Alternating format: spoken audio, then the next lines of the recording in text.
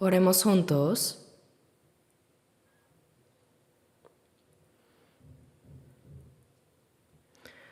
Nuestro Dios Padre, santo y misericordioso, que nos amas, vivíamos dándote la espalda, persiguiendo solo las cosas vanas de este mundo. Éramos dignos de recibir tu ira y tu juicio. Pero por tu gran piedad y gracia de amor, aun cuando no te conocíamos, el Señor Jesús cargó con nuestra maldición y juicio, y por su muerte y su preciosa sangre que derramó en la cruz, limpió nuestros pecados para siempre, y así nos libró del juicio eterno, y nos salvó sin ningún mérito de nuestra parte.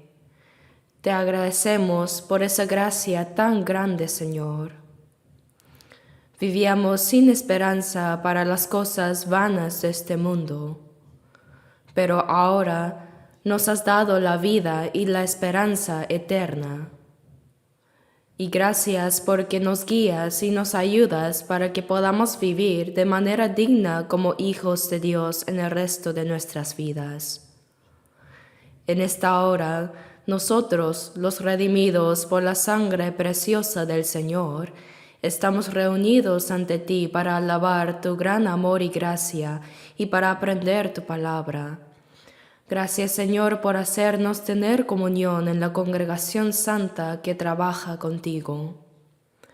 Creemos que ahora también estás entre nosotros. Por favor, cuida a cada uno de nosotros y sosténnos con tu mano misericordiosa para que podamos vivir realmente como corresponde a los hijos de Dios. Sosténnos y guíanos siempre, Señor, con tu gracia, palabra y el poder del Espíritu Santo. Señor, te pedimos que a todas nuestras iglesias en el país y alrededor de todo el mundo, y a todos los hermanos que están guardando la fe y predicando el Evangelio aún en medio de las dificultades, los acompañes con mayor gracia, palabra y poder, para que puedan cumplir bien la misión que nos diste en esta última generación, para que continuamente muchas almas perdidas conozcan a Dios y nazcan de nuevo. Señor, gracias porque a través de los 7 siglos de retiro de verano, realmente muchas personas llegaron a conocer la gracia de Dios y recibir la salvación. Ahora, por favor, guía a nuestros nuevos hermanos salvos para que puedan vivir el resto de sus vidas dignamente como hijos de Dios, que ahora tienen la vida y la esperanza eternas. Te ruego, Señor, que nos sostengas con tu mano misericordiosa, para que nadie se caiga ni se desanime. Señor, que siempre en el momento oportuno nos das la palabra necesaria y nos muestras el camino a seguir, en esta hora también revélanos tu palabra y santa voluntad que quieres enseñarnos. Hemos orado en el nombre de nuestro Salvador Jesús. Amén. Busquemos juntos en la Biblia San Juan capítulo 15.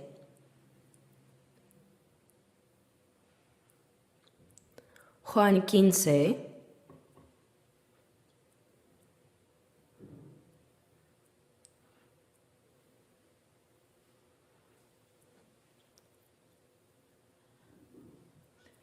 Desde el versículo 1 hasta el 8. Juan 15, 1 al 8. Vamos a leer de manera antifonal, yo un versículo y luego ustedes el siguiente. Así, versículos 1 al 8. Leamos juntos. Yo soy la vid verdadera y mi Padre es el labrador.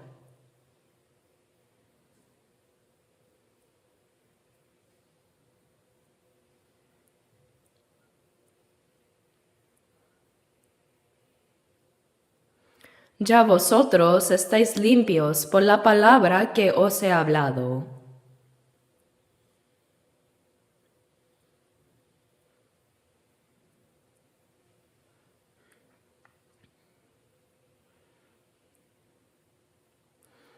Yo soy la vid, vosotros los pámpanos. El que permanece en mí y yo en él, éste lleva mucho fruto, porque separados de mí nada podéis hacer.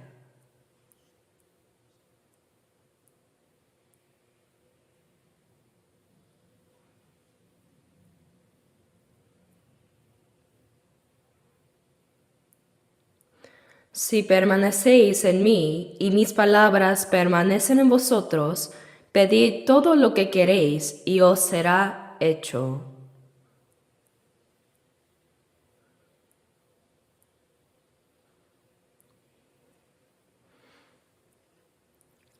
Bien, bien.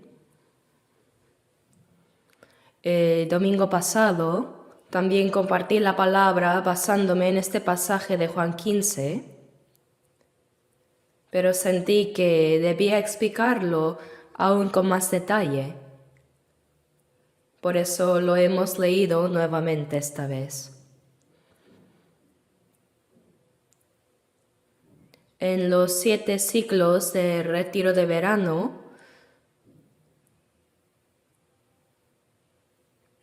se reunieron muchas personas más de las que esperábamos. En un solo ciclo, llegaron entre 11,000 y 12,000 personas. Y aún en medio de muchas incomodidades, continuaron asistiendo para escuchar la palabra. Y hubo muchísimos que afirmaron haber recibido la salvación esta vez.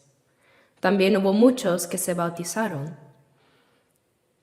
Lo más importante que debemos hacer los cristianos salvos es llevar esta gran gracia y amor de Dios a aquellos que aún no son salvos, para que también ellos reciban la salvación y participen de la vida eterna y de la esperanza.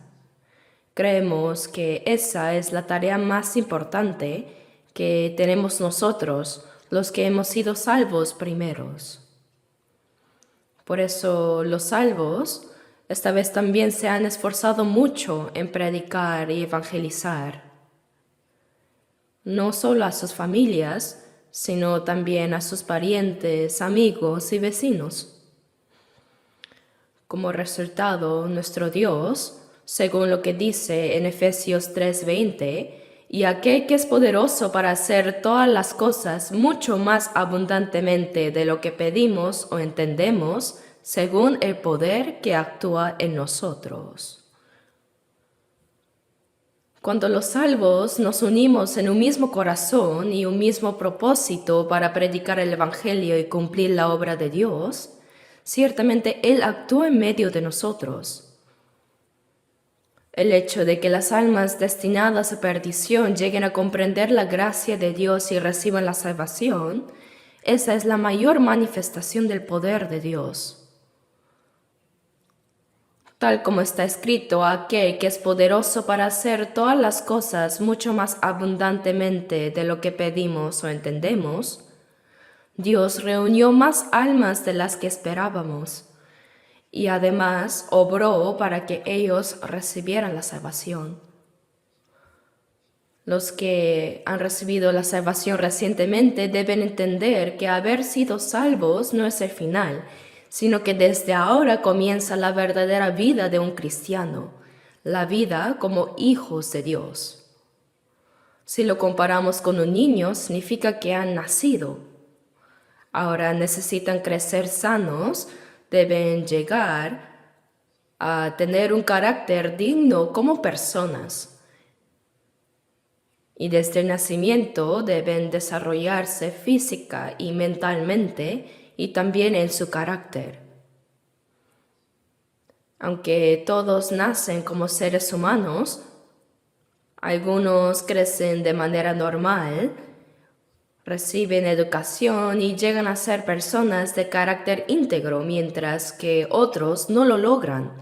Padecen dificultad física, debilidades, sufren o incluso llegan a tener problemas mentales y viven como personas con dificultades toda su vida. Nosotros, los cristianos renacidos, desde el día en que recibimos la salvación, comienza nuestra nueva vida como hijos de Dios.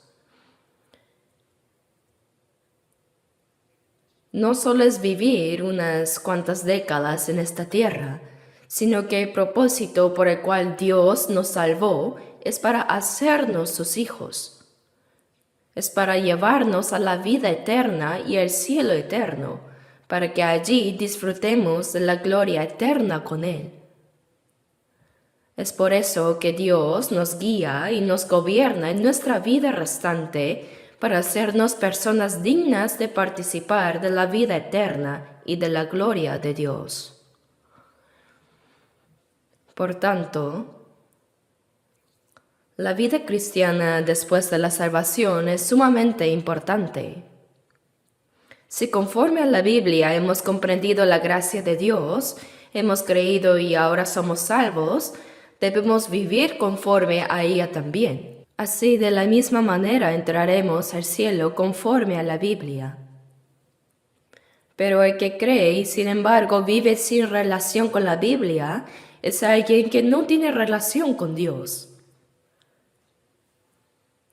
El contenido de Juan 15 es muy importante para los cristianos. Debemos conocerlo bien. Y además debemos seguir reflexionando y aprendiendo para vivir según las palabras que el Señor nos enseñó. Aquí Jesús dijo: Yo soy la vid verdadera y mi Padre es el labrador. Muchas veces cuando Jesús explicaba una verdad fundamental, usaba una parábola sencilla que todos podían entender. En aquel tiempo había muchas vides, muchos viñedos. Quizá había una vid cerca cuando Jesús dijo estas palabras. Él dijo: Yo soy la vid verdadera. Se describió a sí mismo como la vid verdadera. Y el Padre Dios lo describió como el labrador que la cuida. Y también dijo: Todo pámpano que en mí no lleva fruto lo quitará. Si observamos a los que trabajan en los huertos, vemos que cortan las ramas sin vacilar. A esto se le llama poda. Las ramas secas, débiles o enfermas son cortadas. A veces uno pensaría que es una lástima que se corten tantas ramas. Sin embargo, el que cultiva sabe que es necesario hacer esto a fin de que el árbol se fortalezca y pueda dar muchos frutos más adelante. Por eso dijo: Todo pámpano que en mí no lleva fruto lo quitará. De aquí, ¿qué significa que Él, Dios, lo quitará? Aunque alguien haya recibido la salvación, si vive de una manera que no es digna delante de Dios, podemos entender que Dios puede quitarlo de en medio de aquellos en los que Él está obrando. Dice también: Y todo aquel que lleva fruto lo limpiará, para que lleve más fruto. Es decir, al pámpano que da fruto lo limpia para que dé aún más fruto. Pero es necesario cortar la rama enferma para que las demás ramas se fortalezcan, se limpien y puedan crecer sanas. En todo caso, Jesús es la vid y Dios Padre es el labrador que la cuida. Y en el versículo 3 dice: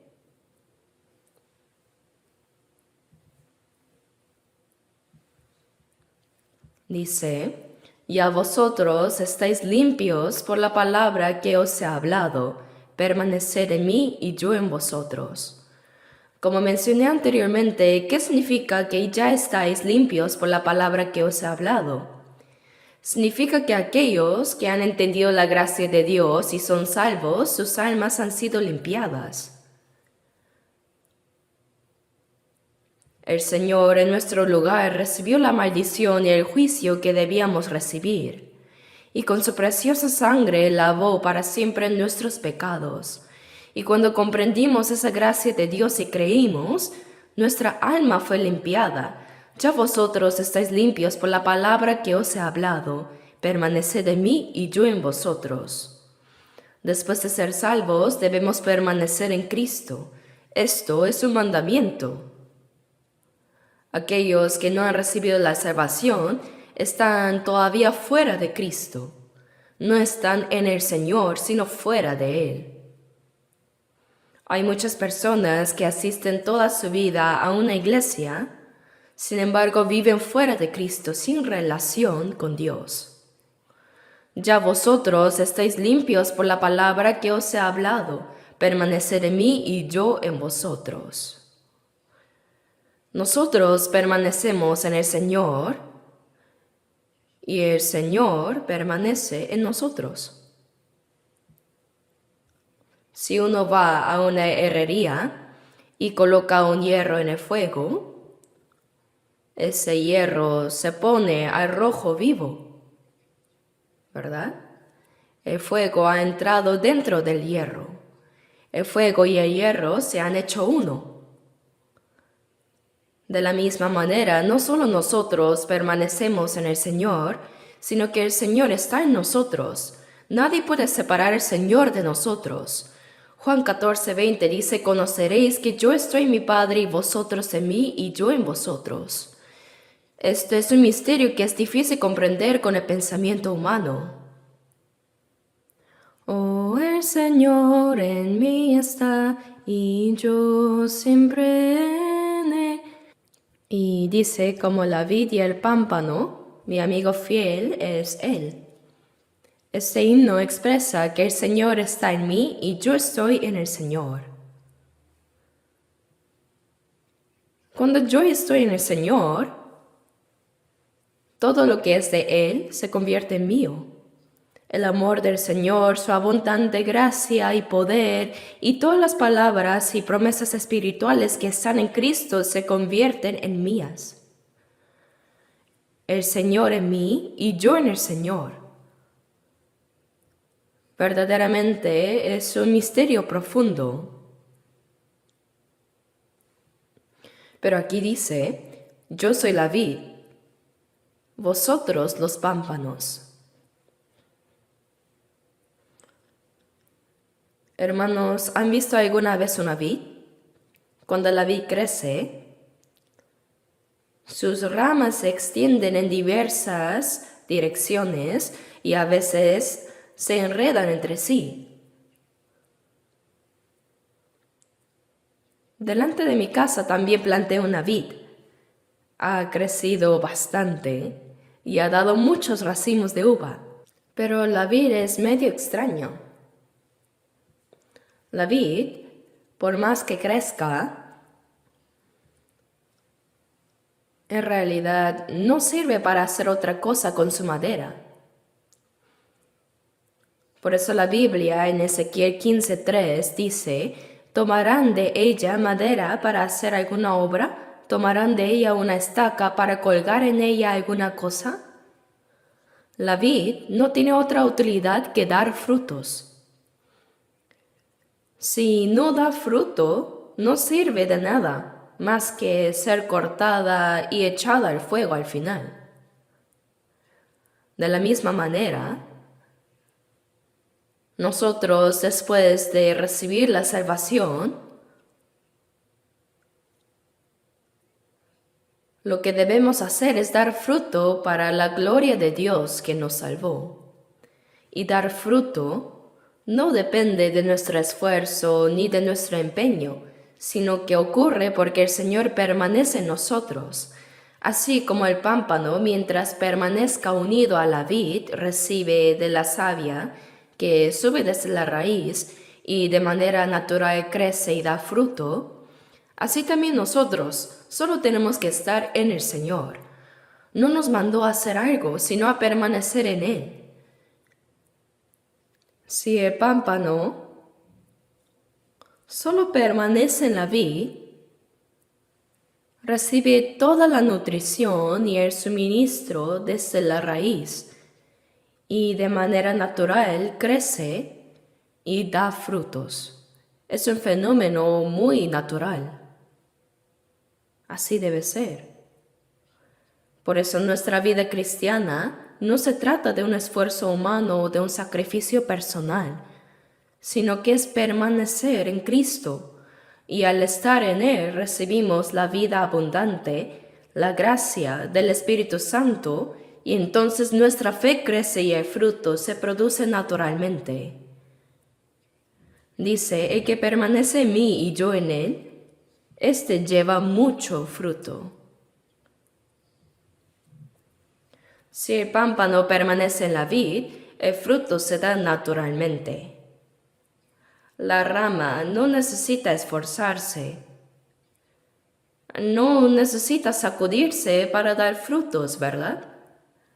Simplemente estando unida a la vid, recibe lo que necesita y entonces da frutos. Por eso nuestra vida cristiana, cuando la entendemos en realidad, es muy sencilla. El Señor no nos dijo que hiciéramos muchas cosas, sino simplemente permanecer en mí. Ahora bien, hay otra parábola semejante a la de la vid y los pámpanos. Podemos ver en 1 Corintios, capítulo 12. Abramos un momento en 1 Corintios 12, versículo 13.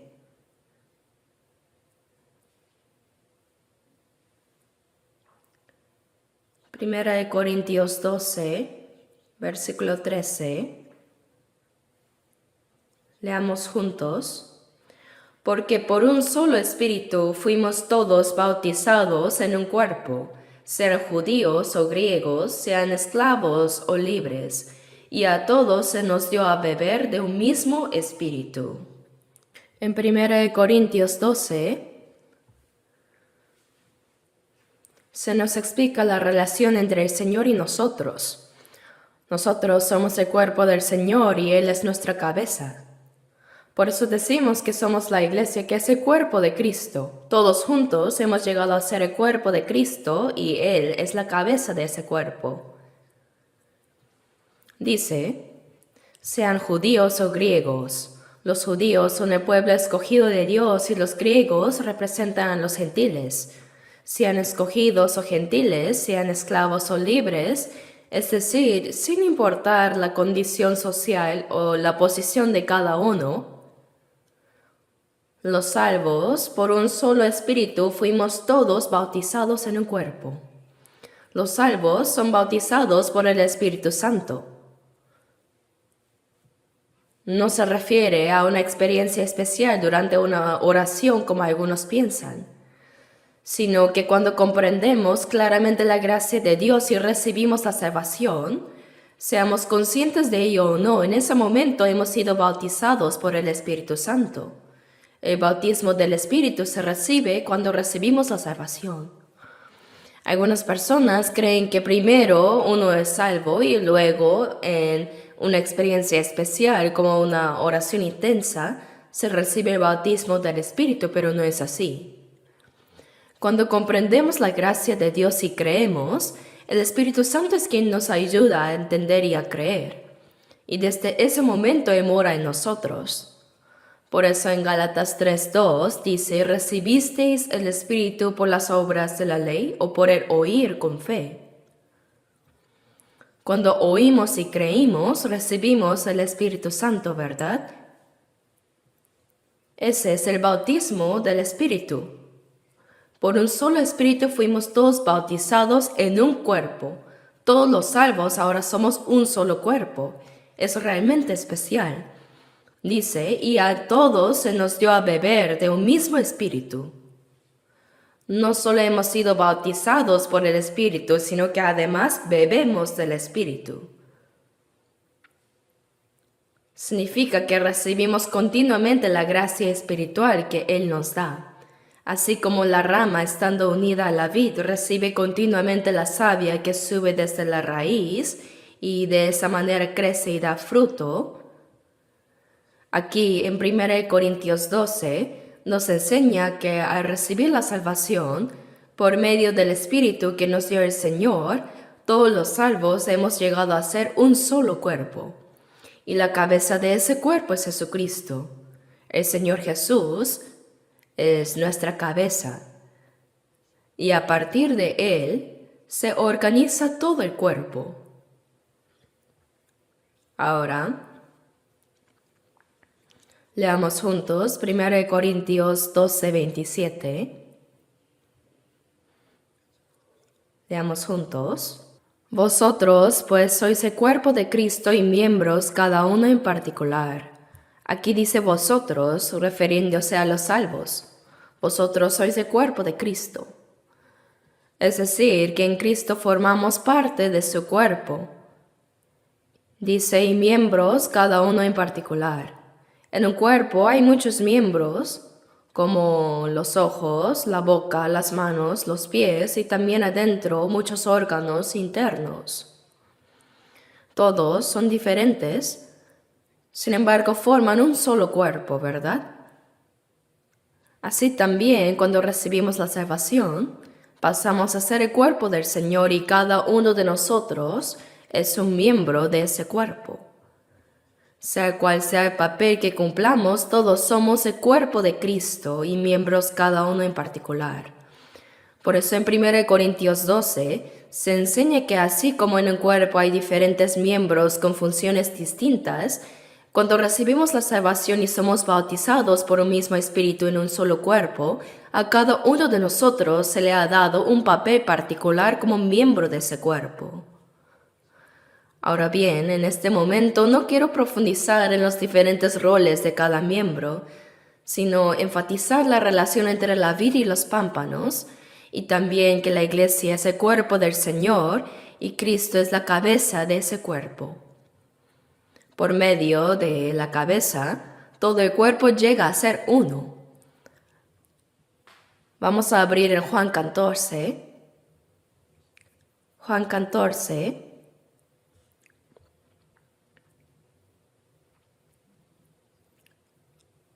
Leamos juntos Juan 14, versículo 20. En aquel día vosotros conoceréis que yo estoy en mi Padre, y vosotros en mí, y yo en vosotros. Aquí dice en aquel día. ¿A qué día se refiere? Cuando Jesús habló estas palabras a sus discípulos, aquel día se refería al momento en que Él resucitaría. El Señor murió en la cruz, derramando su sangre para redimirnos de nuestros pecados. Y con su muerte llevó a cabo la obra del perdón eterno. Luego, venciendo el poder de la muerte, resucitó, y nuestra fe se basa precisamente en la muerte y resurrección de Jesucristo. Él murió para expiar nuestros pecados y resucitó para darnos vida eterna y poder. Así que en aquel día, esto se refiere al día de la resurrección del Señor.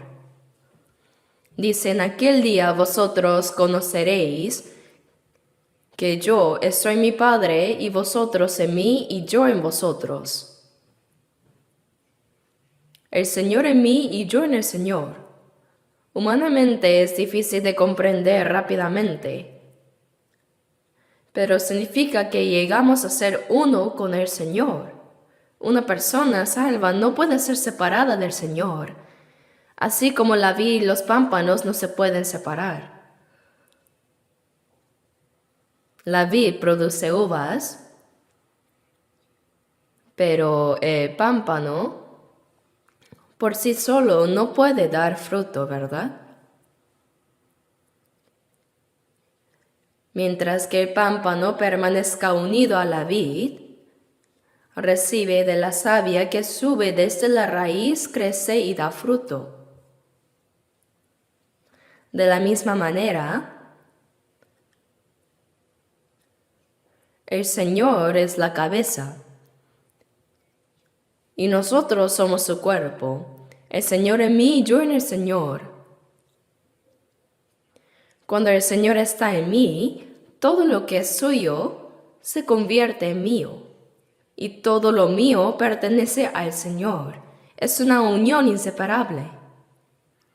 Los pámpanos no pueden dar fruto si no están unidos a la vid. Asimismo, la vid no puede producir uvas sin los pámpanos. Por ejemplo, la vid no da fruto directamente en el tronco, ¿verdad? Sino a través de las ramas. Por eso la vid depende de los pámpanos para dar fruto, y los pámpanos, al permanecer en la vid, así de manera natural producen frutos. Así también, la relación entre el Señor y nosotros es una relación inseparable. El Señor en mí y yo en el Señor. Dice, en aquel día vosotros conoceréis que yo estoy mi Padre y vosotros en mí y yo en vosotros. ¿Cómo se puede separar esto? No se puede. Al morir el Señor en la cruz, nuestros pecados fueron perdonados y al resucitar nos dio nueva vida, la vida de la resurrección, y así llegamos a ser uno con Él. Fuimos unidos al Señor. No hay manera de separarnos de Él.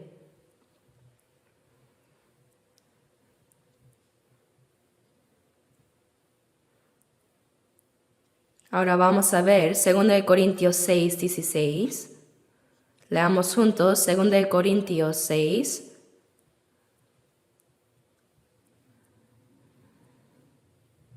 Versículo 16. ¿Y qué acuerdo hay entre el templo de Dios y los ídolos? Porque vosotros sois el templo del Dios viviente, como Dios dijo, habitaré y andaré entre ellos, y seré su Dios, y ellos serán mi pueblo. Aquí dice, vosotros sois el templo del Dios viviente. Cuando recibimos la salvación,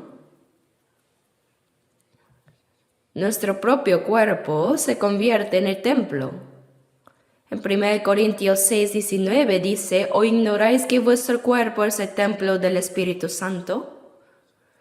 Como el Espíritu Santo mora en nosotros, nuestro cuerpo mismo es el templo.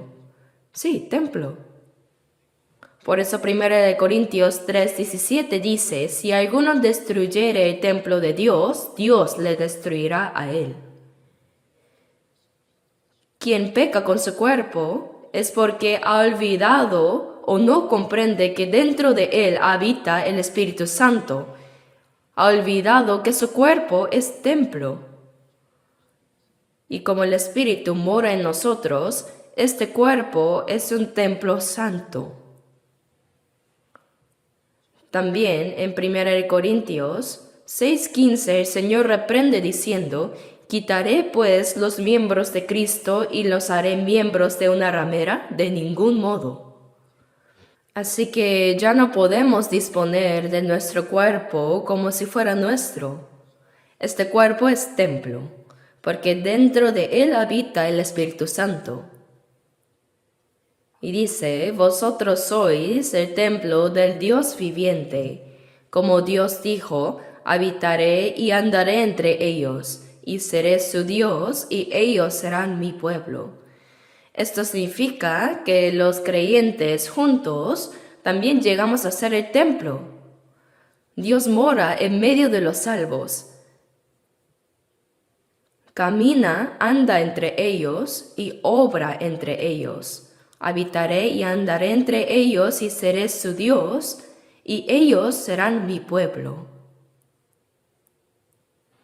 Así como la vid con sus pámpanos, El pámpano unido a la vid da fruto de manera natural, ¿no? Porque separados de mí nada podéis hacer. El pámpano separado de la vid no puede dar fruto ni hacer nada.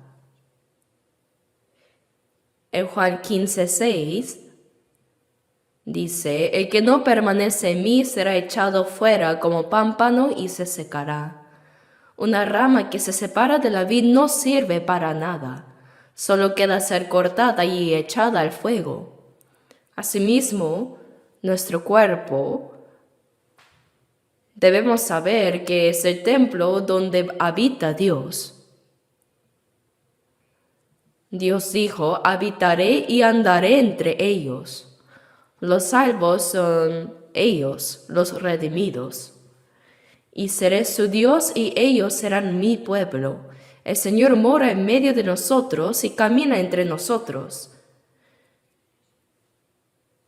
Yo seré su Dios y ellos serán mi pueblo. Por eso la relación que tenemos con el Señor después de la salvación es una relación muy misteriosa. Es un secreto espiritual. Ahora volvamos otra vez a 1 Corintios 12. 1 Corintios 12.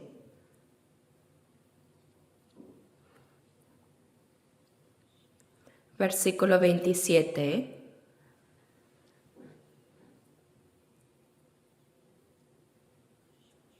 Versículo 27. Leamos juntos.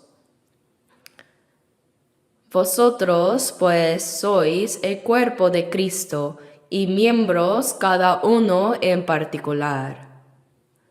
Aquí dice, vosotros sois el cuerpo de Cristo, es decir, los salvos formamos juntos el cuerpo de Cristo y cada uno de nosotros es un miembro en particular.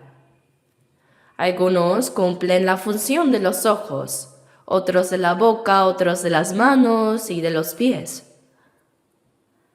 Y así, bajo la dirección de la cabeza, todo el cuerpo se mueve en perfecta armonía. En nuestros retiros de verano también lo vemos claramente.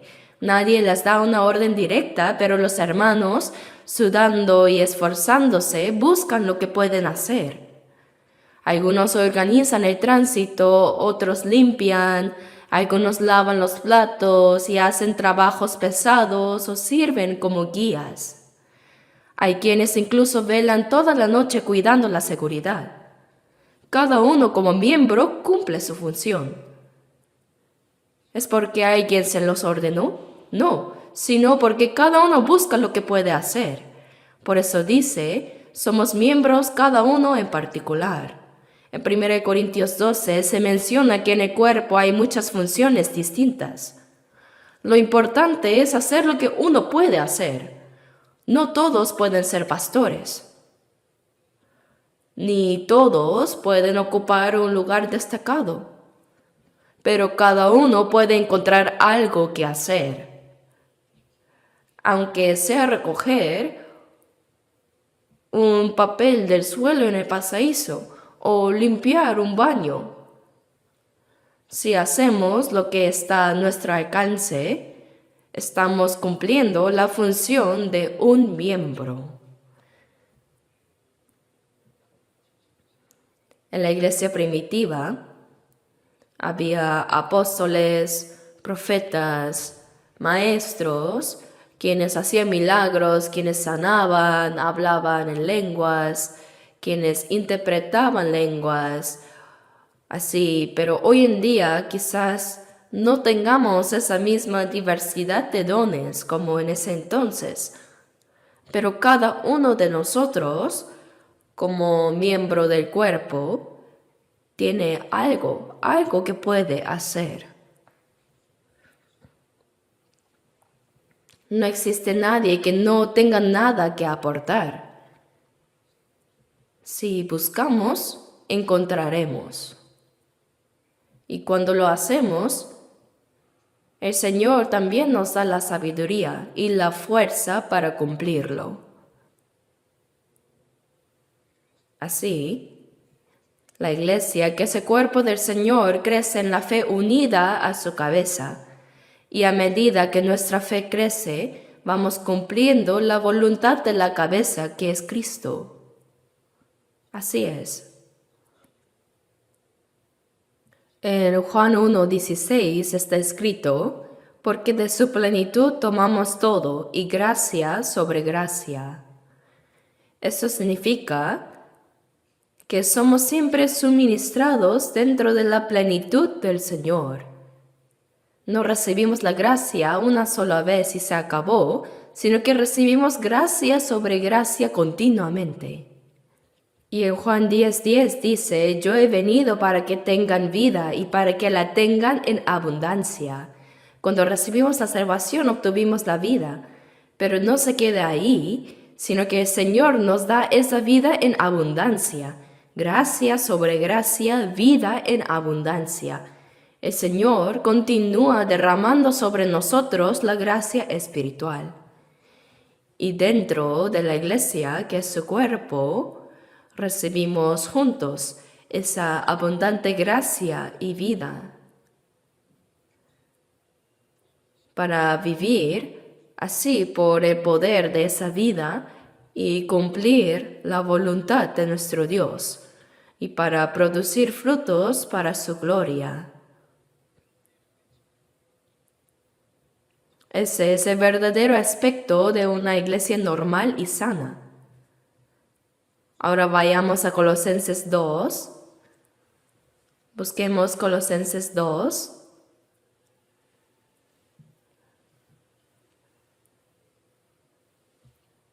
Versículo 19.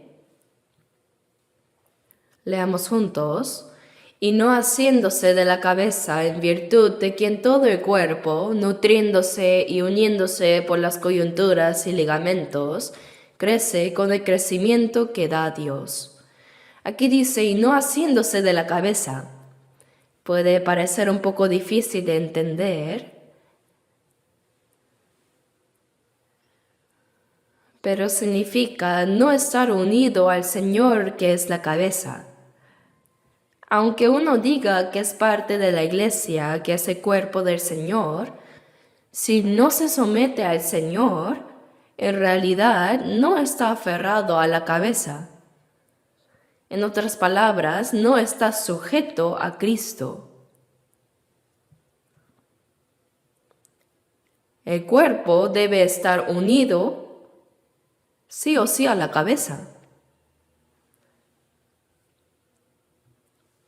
Cuando permanecemos sujetos al Señor, hacemos lo que la cabeza indica, pero la persona que no se entrega al Señor, que es la cabeza, es como alguien que no se aferra a la cabeza, quiere hacer las cosas a su manera. El cuerpo entero puede querer moverse a un lado por la dirección de la cabeza, pero el pie dice, yo no quiero ir. La cabeza dice, haz esto, pero la mano dice, no. Entonces, ¿qué pasa? Ese cuerpo no puede funcionar. Hay quienes no se aferran a la cabeza. Y esas personas no pueden cumplir la función como miembros del cuerpo de Cristo. El versículo sigue diciendo, en virtud de quien todo el cuerpo, nutriéndose y uniéndose por las coyunturas y ligamentos, crece con el crecimiento que da Dios. Todo el cuerpo recibe nutrición y unión de la cabeza a través de las coyunturas y ligamentos. Esto nos enseña que nosotros recibimos la provisión de Dios a través de los demás hermanos también. El cuerpo humano recibe la señal de crecimiento desde la cabeza, desde la glándula pituitaria que produce la hormona de crecimiento. Recuerdo que en una iglesia donde yo pastoreaba, había un hombre cuyo cuerpo era de adulto, pero su estatura era pequeña, mientras su cabeza era grande. Pregunté por qué, y me dijeron que en una cirugía de los ganglios linfáticos habían dañado accidentalmente la conexión de la hormona del crecimiento. Entonces su cuerpo ya no creció más. Su cabeza era así grande, pero su cuerpo era pequeño como de un niño. Su estatura era como de un niño. Así también, nuestro cuerpo espiritual crece porque recibe lo que la cabeza envía, pero también porque a través de los miembros, de los ligamentos y coyunturas, nos nutrimos unos a otros. La gracia de Dios, por supuesto, puede llegar directamente a nosotros de manera personal, pero muchas veces llega a través de los hermanos. Por medio de ellos recibimos el alimento espiritual y juntos crecemos. No sería correcto que la mano derecha creciera normalmente, mientras que la izquierda quedara pequeña, ¿verdad? Todo debe crecer. Por eso dice, nutriéndose y uniéndose por las coyunturas y ligamentos. También debemos reconocer que muchas veces Dios nos da su gracia a través de los hermanos.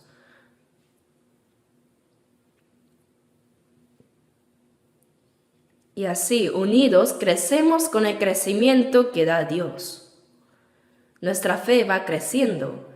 Por eso en la vida, en la iglesia, es muy, muy importante. Somos el cuerpo de Cristo. Cristo es la cabeza. Nosotros somos los miembros que cumplen su función. Y al mismo tiempo todos somos uno. Somos uno. Como cantamos, amados hermanos, unidos como un solo cuerpo, íntimos y de un mismo sentir. Así formamos el cuerpo del Señor, nuestra fe, así también crece, y finalmente damos fruto para la gloria de Dios.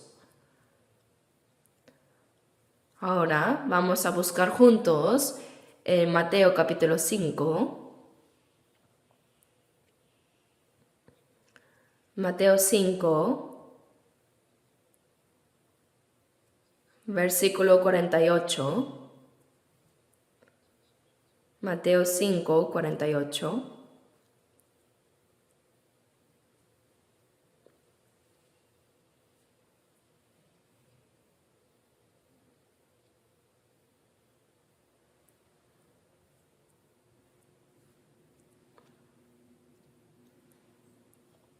Leamos juntos. Sed pues vosotros perfectos, como vuestro Padre que está en los cielos es perfecto. Jesús dijo que seamos perfectos como nuestro Padre celestial. Nuestro Padre que está en los cielos es santo y perfecto. Pero aquí nos dice, sed pues vosotros perfectos como vuestro Padre que está en los cielos es perfecto. Uno podría decir, ¿cómo puede un hombre llegar a ser perfecto como Dios? ¿No es esto demasiado exigente? Normalmente, cuando un padre es un hombre muy destacado, ¿qué se dice al hijo? Bueno, es difícil que llegues a ser como yo, pero con que seas la mitad como yo, me conformo. ¿Diría eso? El verdadero corazón de un padre es que su hijo por lo menos llegue a ser como él, o que lo alcance, que lo supere. Nuestro Padre Celestial desea que sus hijos, los salvos, lleguemos a ser como Él perfectos. Poco a poco vamos siendo transformados a la imagen de nuestro Padre. Y cuando finalmente dejemos este cuerpo de carne, llegaremos a ser santos y gloriosos, semejantes a nuestro Padre Celestial. En Gálatas 4:19, el apóstol Pablo dijo: Hijitos míos, por quienes vuelvo a sufrir dolores de parto, hasta que Cristo sea formado en vosotros. Pablo había predicado el Evangelio en Galacia y ellos recibieron la salvación. Pero después, algunos judaizantes entraron y confundieron a los salvos con enseñanzas falsas, haciéndoles creer que debían vivir según la ley y no por el Espíritu. Por eso Pablo dijo: hasta que Cristo sea formado en vosotros. Desde la salvación, la imagen de Cristo debe ir formándose dentro de nosotros, poco a poco. Pablo ya había sufrido como una madre que da a luz para que ellos recibieran la salvación. Pero ahora, viendo su fe desviarse, expresó que nuevamente sufría dolores de parto hasta que Cristo fuera formado en ellos. Una madre no solo sufre para dar a luz a un hijo, sino que después, durante toda la vida, continúa esforzándose y sacrificándose para criarlo y formarlo. Así también Pablo, con los Gálatas, primero los llevó a la salvación y después continuó esforzándose hasta que en ellos se formara la imagen de Cristo.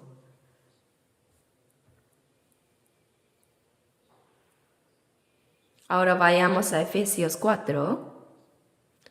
Leamos juntos. Efesios 4, desde el versículo 13 hasta el 16. Se los leo primero. Efesios 4, 13 al 16. Hasta que lleguemos a la unidad de la fe y del conocimiento del Hijo de Dios, a un varón perfecto, a la medida de la estatura de la plenitud de Cristo, para que ya no seamos niños fluctuantes, llevados por doquiera de todo viento de doctrina, por estratagema de hombres que para engañar emplean con astucia las artimañas del error.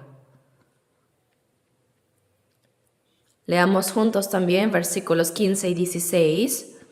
Sino que siguiendo la verdad en amor, crezcamos en todo en aquel que es la cabeza, esto es Cristo, de quien todo el cuerpo, bien concertado y unido entre sí por todas las coyunturas que se ayudan mutuamente, según la actividad propia de cada miembro, recibe su crecimiento para ir edificándose en amor. Aquí dice: hasta que todos lleguemos a la unidad de la fe y del conocimiento del Hijo de Dios. Después de ser salvos, debemos llegar a ser uno en la fe y en el conocimiento de Jesucristo. ¿Por qué los salvos a veces se dividen? Porque no todos conocen y creen en lo mismo. Algunos creen de una manera y otros de otra. Algunos conocen así y otros de otra forma. Si lo que creemos y lo que conocemos no es lo mismo, no puede haber unidad. Dentro de la iglesia debemos ser uno en la fe y en el conocimiento del Hijo de Dios, a un varón perfecto. El conjunto de los creyentes salvos debe llegar a ser como una sola persona perfecta. Y así debemos crecer a la medida de la estatura de la plenitud de Cristo, es decir, ir creciendo poco a poco hasta llegar a la plenitud de Cristo. Pero si no estamos unidos en la fe y en el conocimiento, nunca podremos alcanzar esa madurez.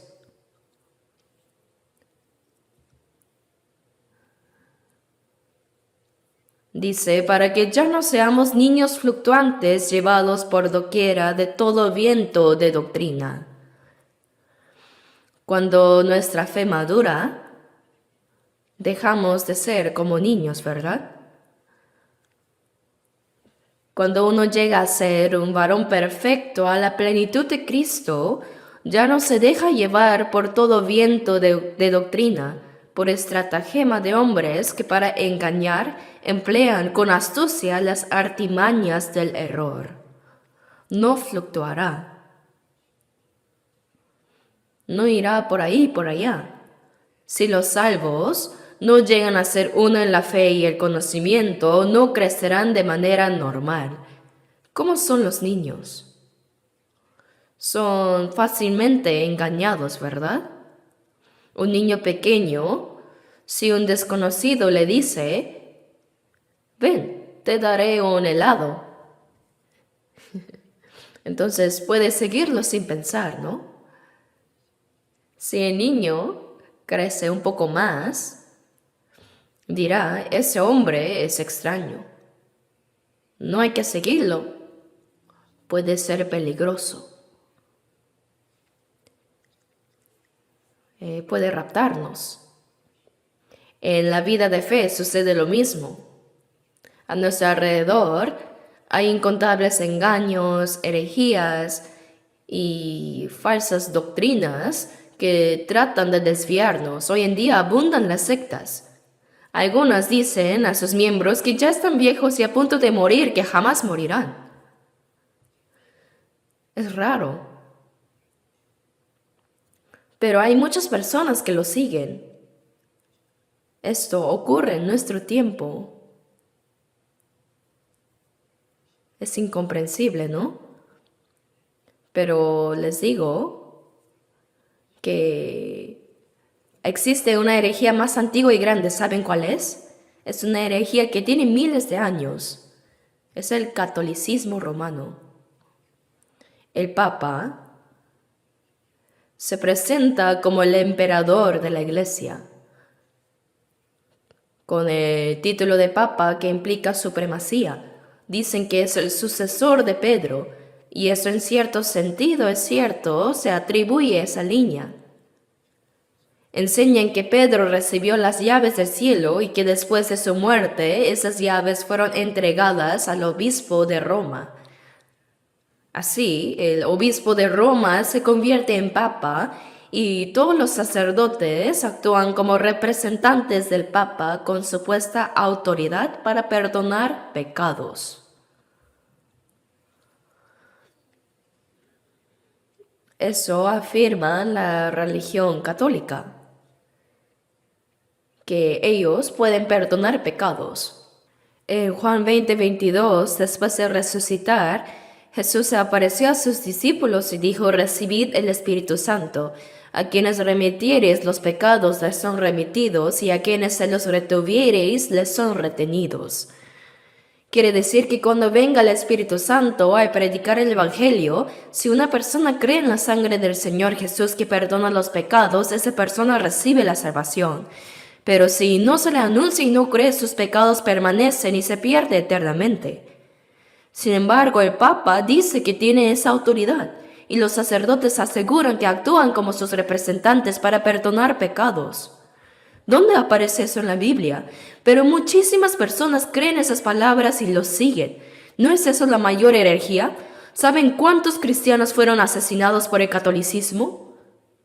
Es la mayor herejía de la historia y aún así es la que más alto habla. Además, en estos tiempos vemos toda clase de pequeñas sectas, ¿no? Como la de Shincheonji o tantas otras. Sus líderes, envejecidos y a punto de morir, dice que nunca morirán. Lo mismo pasó con Tae Song-pak, fundador de la Iglesia del Olivo, quien aseguraba que nunca moriría y murió hace mucho. Lo mismo con Son Myung-moon de la Unificación, quien ya murió pero su movimiento sigue. Es increíble que tantas personas lo sigan. Cuando alguien está engañado, lo falso llega a parecerle verdadero. Pero cuando nuestra fe crece, ya no caemos en esos engaños ni nos dejamos arrastrar por todo viento de doctrina. Cuando crecemos espiritualmente, no seguimos esas corrientes falsas. Si alguien que dice ser salvo se deja arrastrar por sectas y falsas doctrinas, puede que realmente no sea salvo, ¿verdad? Dice que no seremos arrastrados por las doctrinas y engaños de los hombres. Cuando la fe madura, no somos engañados ni nuestra fe tambalea. No tambalea. En cambio, sino que siguiendo la verdad en amor, crezcamos en todo en aquel que es la cabeza, esto es Cristo. En el amor del Señor vamos creciendo, practicando lo verdadero hasta llegar a la medida de Cristo.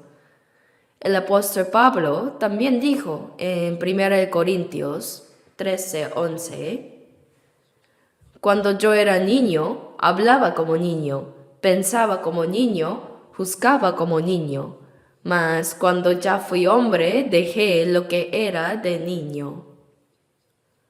Así es, poco a poco debemos dejar lo infantil y crecer. Pero algunos creyentes, en sus palabras y en su manera de actuar, todavía parecen muy inmaduros en la fe. Se puede ver y sentir eso. El mismo Pablo confesó que en su niñez espiritual era así, pero dijo, cuando ya fui hombre, dejé lo que era de niño. Eso significa que nuestra fe debe madurar. No podemos quedarnos siempre en la niñez. Dice, crezcamos en todo en aquel que es la cabeza, esto es Cristo. Jesucristo es la cabeza de todos nosotros.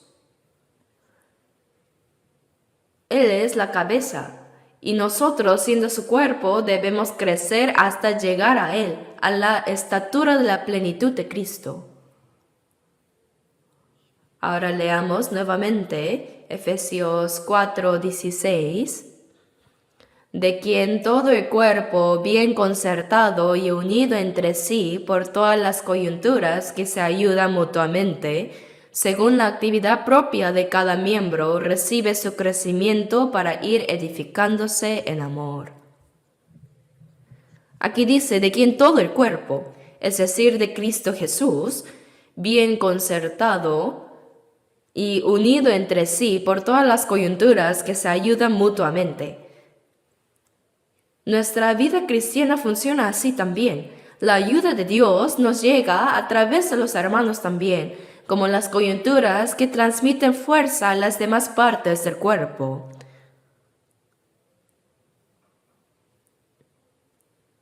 Un miembro recibe y luego transmite al otro. Dice, por todas las coyunturas que se ayudan mutuamente, según la actividad propia de cada miembro. Cada miembro del cuerpo tiene su medida, su función, y al cumplirla, todo el cuerpo se edifica. Dice, recibe su crecimiento para ir edificándose en amor. Así debe funcionar nuestra vida cristiana, permaneciendo dentro del cuerpo de Cristo, que es la iglesia, la vid. Jesús dijo, porque separados de mí nada podéis hacer. La rama separada de la vid no puede dar fruto. ¿Qué significa, entonces, permanecer unidos a Cristo? Significa permanecer en la comunión de la iglesia donde el Señor está obrando. Permanecer en el cuerpo de Cristo. Permanecer en la comunión es estar en Cristo. Separados de la comunión nada podemos hacer. Jesús dijo, separados de mí nada podéis hacer. Esa palabra no la puede decir cualquiera, sino solo Dios. Juan 1:3 dice, todas las cosas por Él fueron hechas, y sin Él nada de lo que ha sido hecho fue hecho.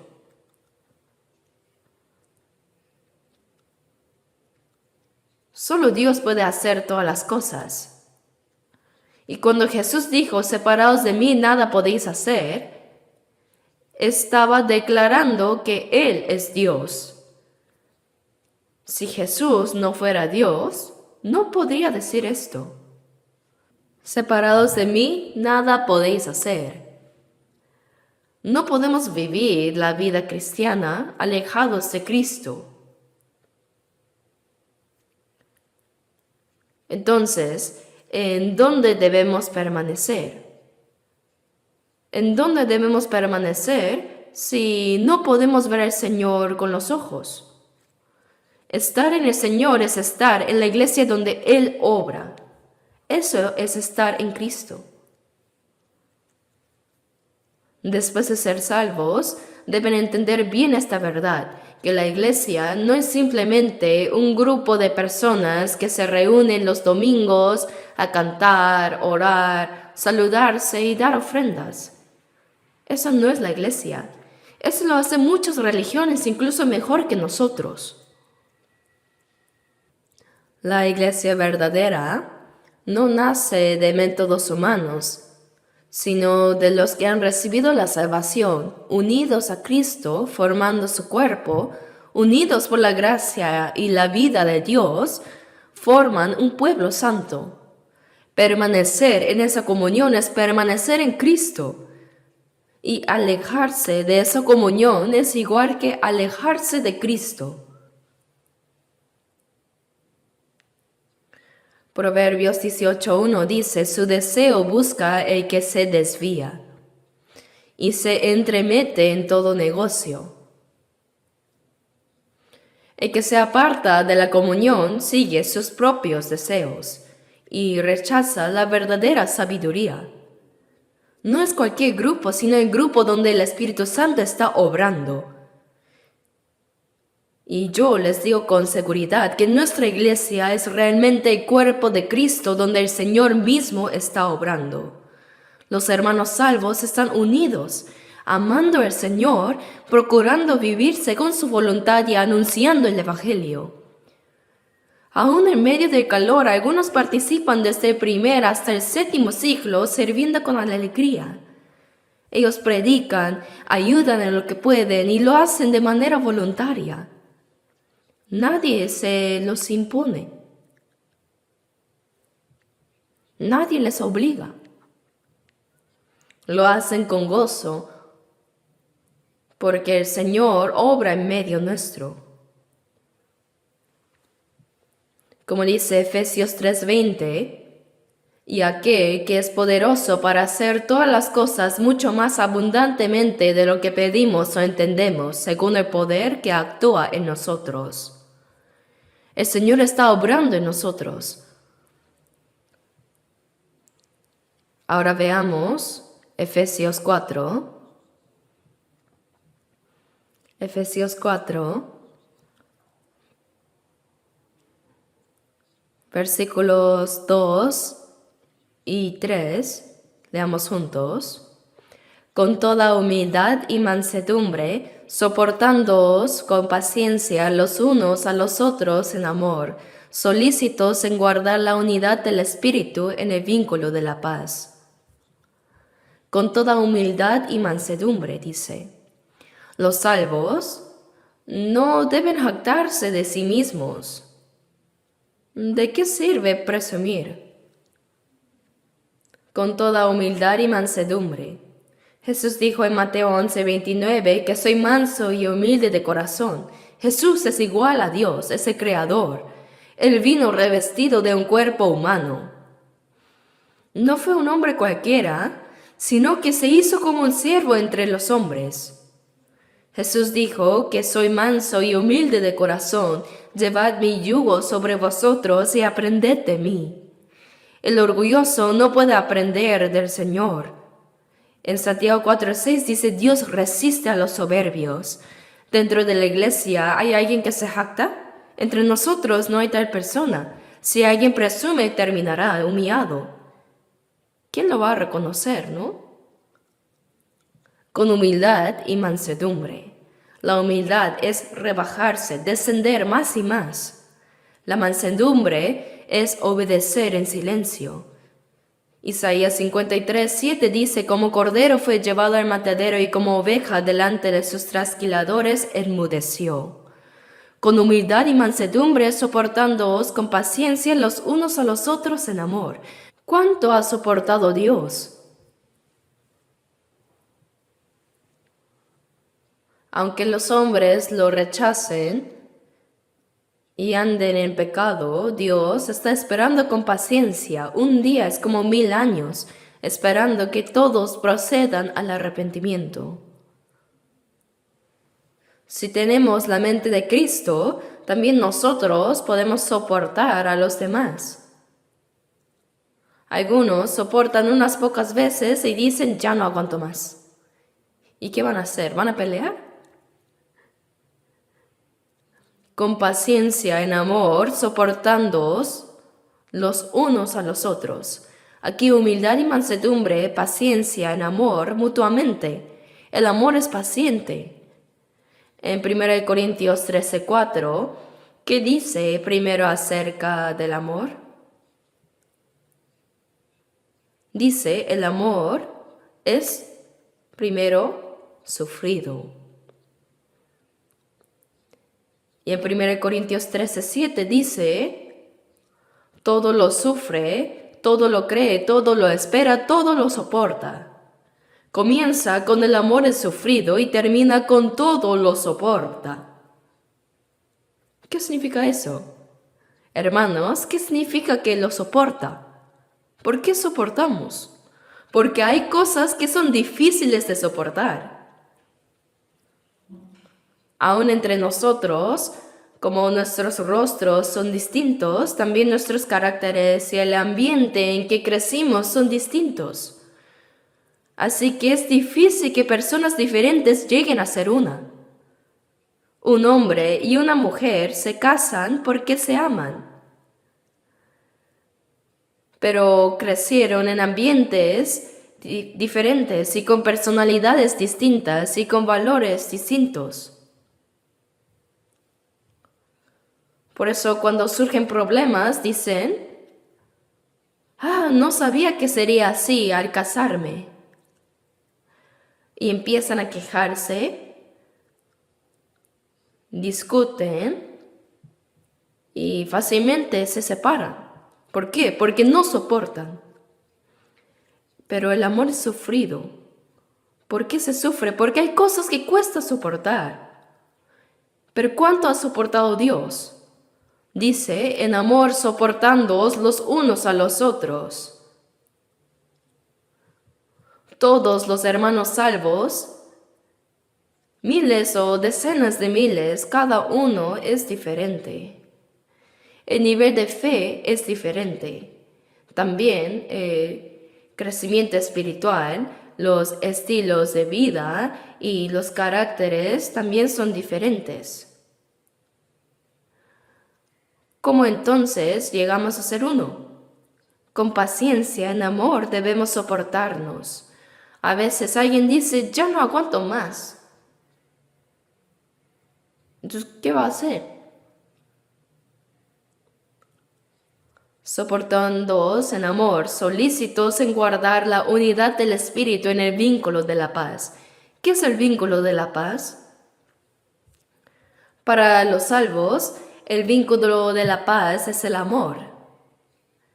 Es el amor, hemos sido atados con lazos de amor.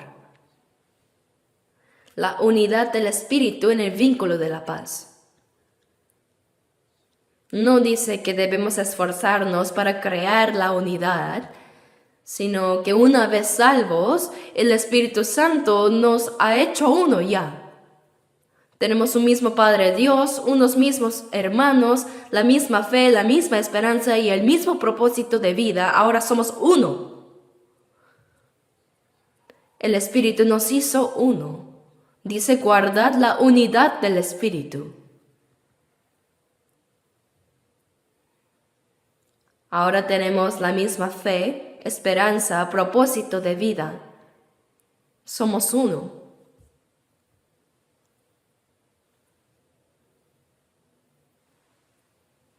Colosenses 3, leamos un momento.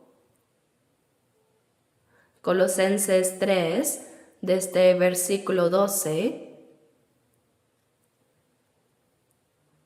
hasta el 14.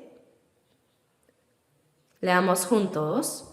Vestíos pues como escogidos de Dios, santos y amados de entrañable misericordia, de benignidad, de humildad, de mansedumbre, de paciencia, soportándoos unos a otros y perdonándoos unos a otros, si alguno tuviere queja contra otro.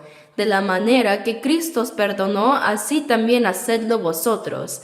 Y sobre todas estas cosas, vestíos de amor, que es el vínculo perfecto. Esta palabra deben pensarla con calma. Vestíos, pues, como escogidos de Dios, santos y amados de entrañable misericordia, de benignidad, de humildad, de mansedumbre, de paciencia. Esto significa que lo hagamos parte de nuestra vida diaria, soportándoos unos a otros y perdonándoos unos a otros si alguno tuviere queja contra otro. Tener queja significa que hay un sentimiento, una falta cometida, algo que causa resentimiento. Pero no debemos guardar eso en el corazón, sino soportarnos mutuamente, así como el Señor nos recibió. ¿Cuántos problemas tenemos nosotros, pero el Señor nos recibió sin condición? Romanos 15:7 dice, recibíos los unos a los otros como también Cristo nos recibió. Dice, soportándoos unos a otros y perdonándoos unos a otros si alguno tuviere queja contra otro. De la manera que Cristo os perdonó, así también hacedlo vosotros. El Señor nos perdonó sin condición.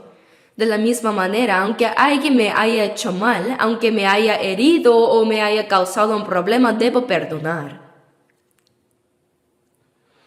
Proverbios 19:11 dice, su gloria es pasar por alto la ofensa. No perdonar es cosa de necios, ¿me dejo entender? Hay quienes guardan en su corazón, tú me hiciste eso, y quieren conservarlo largo tiempo. Desde niños, escuchamos expresiones como buscar al enemigo a 3000 leguas. Quieren vengarse antes de morir, pero esas personas mueren mucho antes que su enemigo. El que guarda rencor y busca venganza es una persona desgraciada. Si en nuestro corazón hay alguien a quien no podemos perdonar, somos personas realmente infelices. Hay que perdonar. De la manera que Cristo os perdonó, así también hacedlo vosotros. Y sobre todas estas cosas vestíos de amor, que es el vínculo perfecto. Y sobre todas estas cosas vestíos de amor. Eso es lo que nos une. ¿Nosotros, los salvos, somos uno porque no tenemos problemas? No, somos personas llenas de problemas. Pero fuimos perdonados por el Señor. Y así también tenemos un corazón que puede perdonar a los demás. Nuestro corazón se va ensanchando cada vez más como el del Señor. Por eso dice el vínculo perfecto, con amor.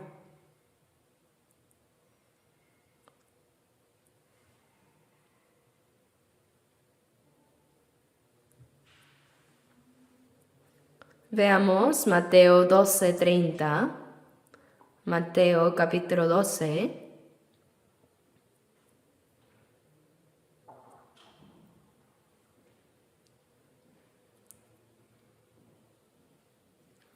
Versículo 30.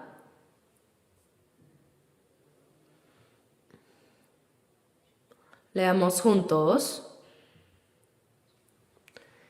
El que no es conmigo contra mí es, y el que conmigo no recoge, desparrama.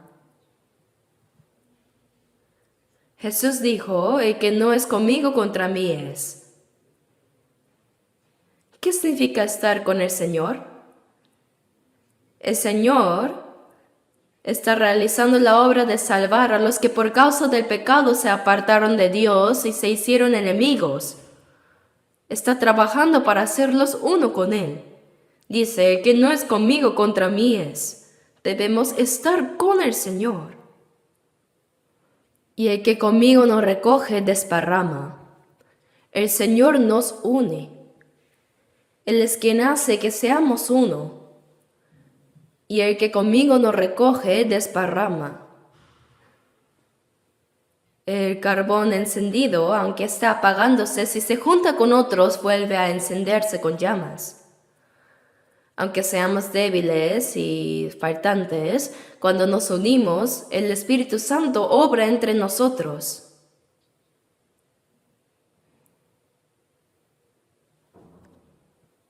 Si nos unimos, ¿qué pasa? ¿Y si nos dispersamos, morimos? Cuando nos unimos, la obra de la salvación y del Espíritu Santo se manifiesta. Pero si desparramos, las personas que deberían ser salvas no recibirán la salvación, ellos morirán. No nosotros, sino los que deberían ser salvos no llegan a recibir la salvación. Aún el fuego que se está apagando si se junta vuelve a arder. Cuando nosotros seamos uno, el Señor obrará. Dice solícitos en guardar la unidad del Espíritu en el vínculo de la paz. La Biblia busca de cualquier manera unirnos para que tengamos la misma fe, esperanza y propósito de vida. Permanecer en esa comunión es permanecer en el Señor. Dentro de la iglesia seguimos la dirección del Espíritu Santo que obra en medio de nosotros. No vivimos según nuestra terquedad, carácter, ni propio medio o lo que más nos gusta, sino siguiendo el poder del Señor que obra entre nosotros. El Espíritu Santo ha unido a los cristianos salvos con la palabra y con el amor. Y el Espíritu Santo obra en medio de nosotros con poder.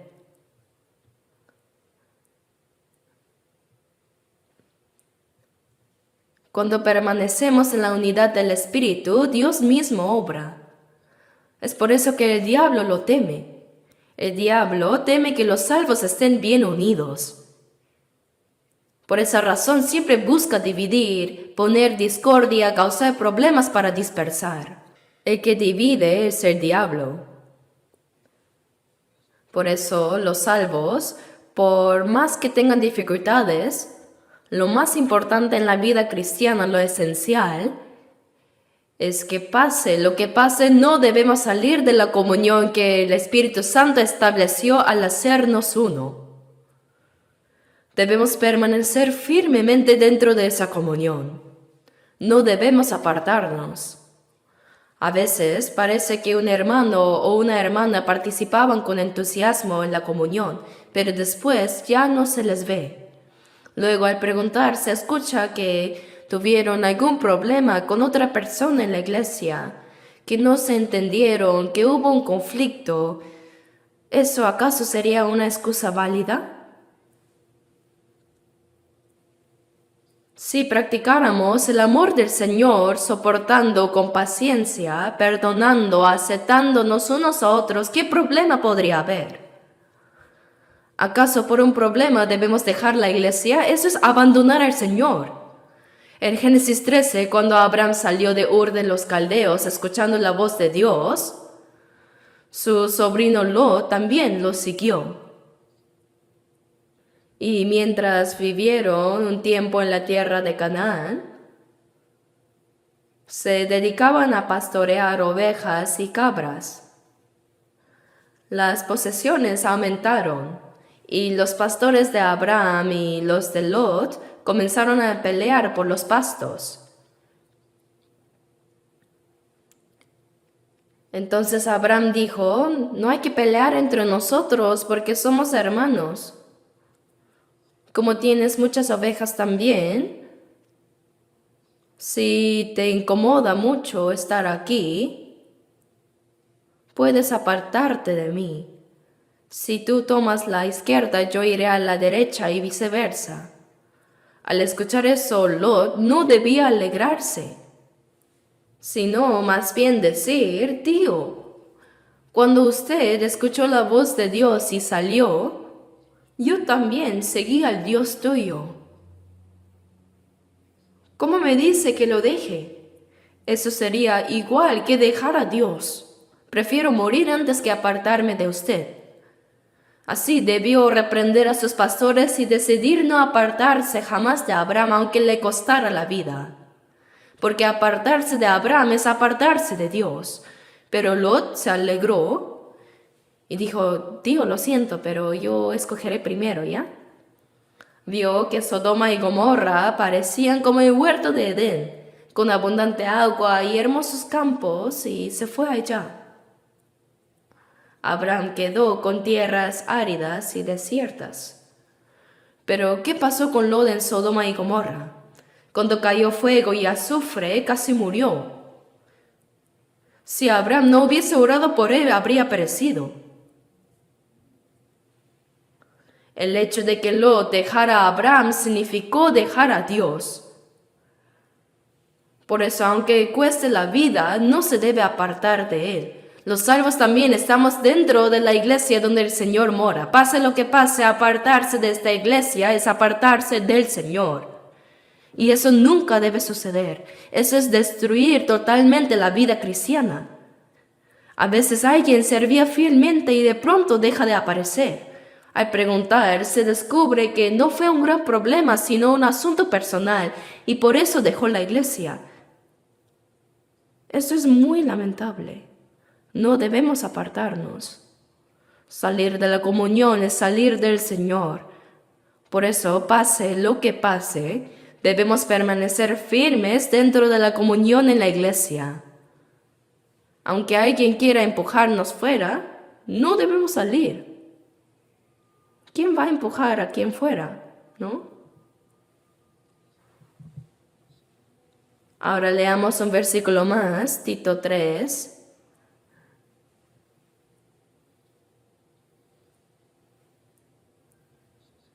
Tito 3, versículo 14.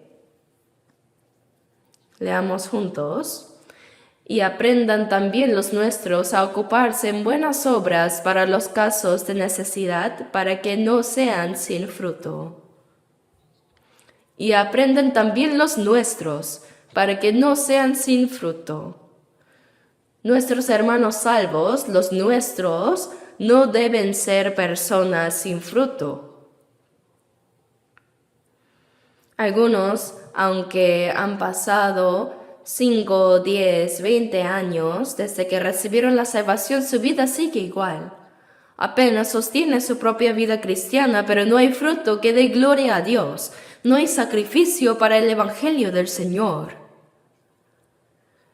No debemos ser personas sin fruto así, ¿verdad? Debemos llevar frutos. A ocuparse en buenas obras para los casos de necesidad. Colosenses 4:11 dice: estos son los únicos que me ayudan en el reino de Dios y han sido para mí un consuelo. Nosotros vivimos en la tierra, pero somos colaboradores para el reino de Dios. Vivimos en la carne, pero colaboramos en las cosas espirituales. Vivimos en el tiempo, pero trabajamos juntos para lo eterno. Somos colaboradores. Dice: aprendan a ocuparse en buenas obras para los casos de necesidad, para que no sean sin fruto. Estamos realizando la obra de la misión mundial, ¿verdad? Actualmente en 82 países tenemos más de 1090 iglesias y cada vez más. Incluso ahora, más de 40 hermanos están en Camerún predicando el Evangelio de manera admirable. ¿Existe algún grupo que haga la obra de la misión mundial tan activa y sacrificial como nosotros? Aunque busquen, no lo hay. Nosotros lo hacemos porque Dios nos encomendó esta obra. ¿Saben cuánto se necesita para la obra de la misión mundial? ¿Saben cuánto nos cuesta? No sé si debería decirlo, pero el año pasado, solo a través de la oficina general se enviaron aproximadamente más de $12 millones para la misión mundial. ¿Acaso obligamos a ofrendar? No, lo hacemos voluntariamente. para la misión mundial. Para salvar muchas almas perdidas lo hacemos de corazón. ¿Alguien nos presiona a dar? No. Nuestro corazón y nuestra fe han crecido tanto que lo hacemos con gratitud. Y así, Dios está cumpliendo grandes obras a través de nuestra iglesia. Entonces, qué agradecidos debemos estar. Salmo 118, 17 dice, no moriré sino que viviré y contaré las obras de Jehová. Si después de ser salvos seguimos vivos es porque aún hay algo que debemos hacer. No podemos renunciar a lo que Dios nos permite hacer. Por eso dice, aprendan a ocuparse en buenas obras para los casos de necesidad para que no sean sin fruto. Debemos aprender y esforzarnos. Si perseveramos en la comunión y hacemos con diligencia lo que está a nuestro alcance, cuando el Señor venga pronto otra vez, Él mismo nos dirá, bien, buen siervo y fiel. Así nos felicitará. Oremos juntos. Nuestro Dios Padre misericordioso, en estos últimos tiempos que tú has determinado, y entre tantas personas, gracias por salvarnos y distinguirnos en santidad.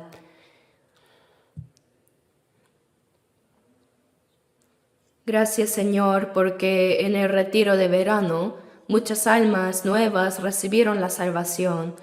Te pedimos que estés con ellos y los guíes con tu palabra, gracia y el poder del Espíritu Santo, para que ahora puedan compartir comunión en esta santa congregación y vivir el resto de sus vidas para la gloria y la voluntad de Dios. Señor, úsanos valiosamente según tu voluntad para que puedas cumplir tu santa obra. Hemos orado en el nombre de nuestro Señor Jesús. Amén.